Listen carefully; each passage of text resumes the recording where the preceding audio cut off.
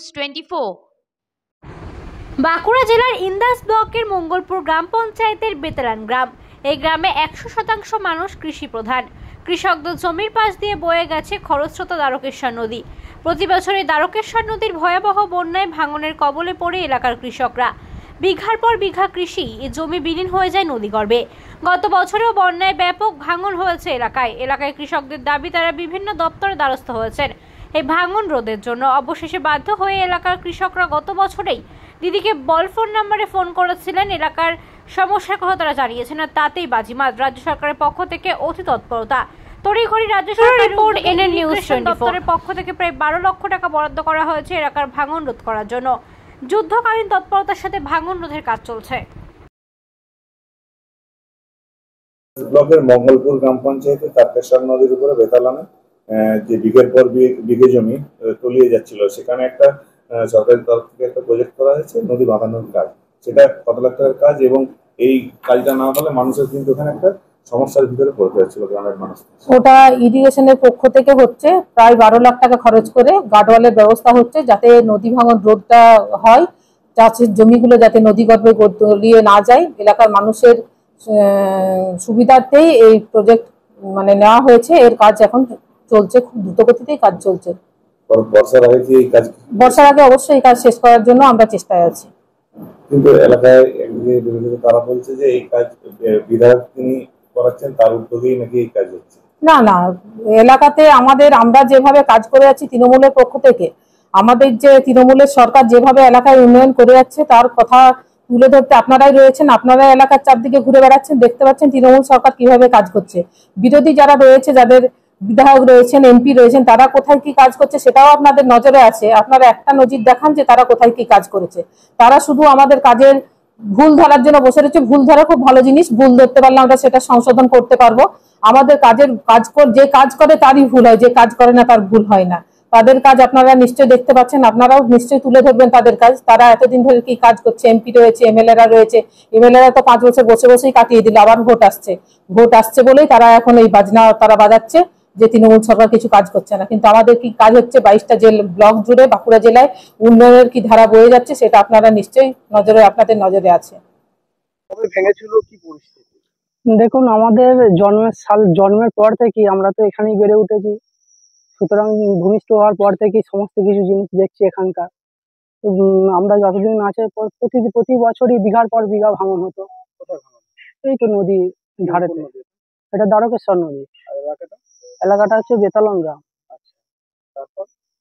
তারপর যাই হোক, সরকারের সদিচ্ছাই তো কাজও শুরু হয়েছে।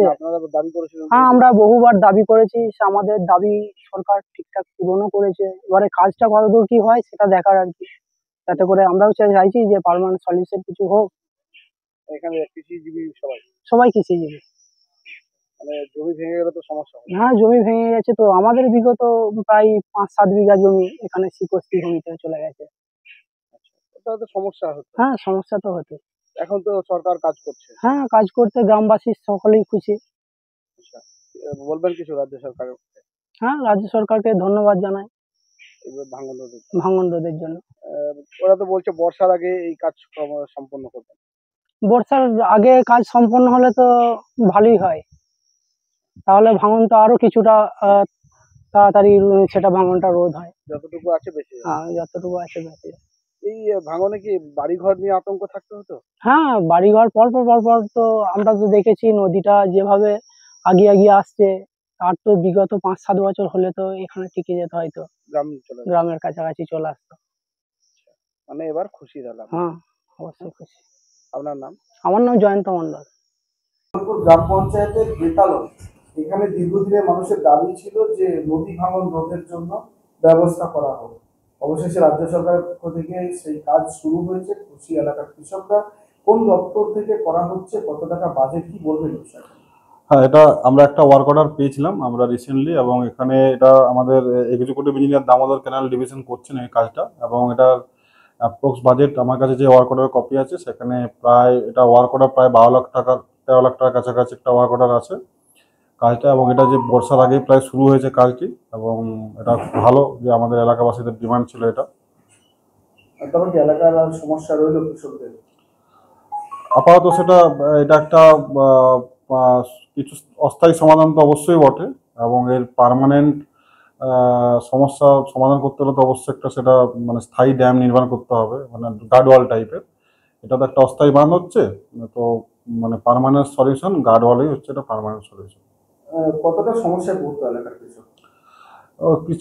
একেই এখানে কৃষি প্রধান এলাকা, এইদিকে অনেক কৃষক জমি অনেকটা নদী গর্ভতলে মানে চলে গেছে। গত বর্ষা তো আমরা দেখেছি যে বর্ষার জলেতে অনেকটা আমাদের চাষযোগ্য জমিগুলো মানে ক্ষয়ক্ষতি হয়ে গেছে। এবারও বর্ষার আসছে, এবং বর্ষার আগে যে এটা কাজটা শুরু হয়েছে, এতে অবশ্যই অনেকটাই কৃষকদের উপকার হবে। এই যে বেতালন গ্রামে নদী ভাঙন সংস্কার শুরু হয়েছে, কিভাবে আপনারা কাজটা মূলত করছেন? আমাদের দেখুন, এটা ইরিগেশন দপ্তরের কাজ। ইরিগেশন দপ্তরের ইঞ্জিনিয়াররা সব এসেছিলেন, আমি সুপারভাইজার এখানকার, আমার নাম অভিজিৎ জস। তো এই কাজটা ওই সালবল্লি ফাইলিং করে আর ওই বস্তা দিয়ে ক্রেট সাজিয়ে করা হবে আর কি, যাতে এই বাঁধটা আর না ভাঙে, সাইডগুলো না ভেঙে চলে যায়, ওপর থেকে জল নেমে।